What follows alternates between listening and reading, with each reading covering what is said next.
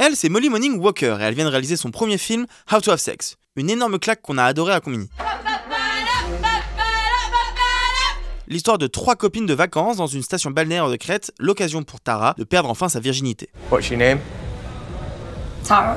Et c'est surtout un film qui parle de première fois et de consentement comme ça n'avait jamais été fait auparavant. I think for a long time men have made films and there hasn't been that much opportunity for female perspective on these topics to be told, and I think currently there is a big push for female voices in the film industry, and so I think more opportunity for stories like this to get told. Oh my god!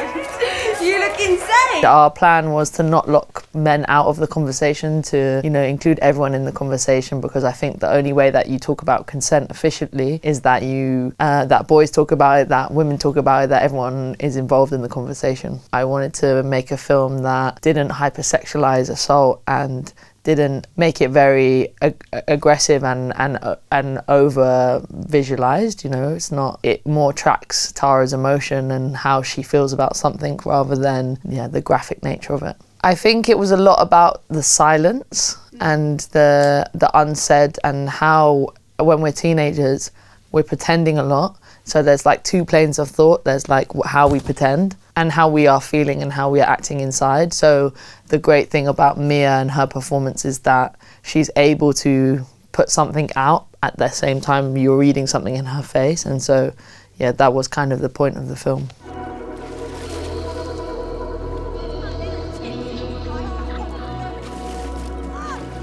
For me, this was a discovery that meant that we were tracking Tara's emotions at the same time that she was.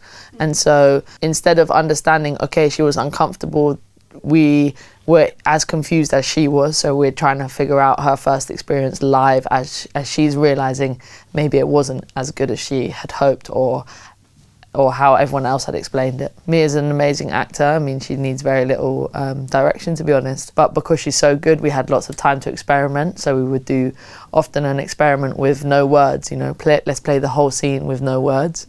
And these sort of experiments led to us being able to track her emotions through her eyes. Yeah, we're definitely inspired by American Honey and how, you know, it's one girl and there's chaos around her, but it's sort of rooted in her story as a journey. But it was more of a reaction to films like Spring Breakers, for example. Are you being serious?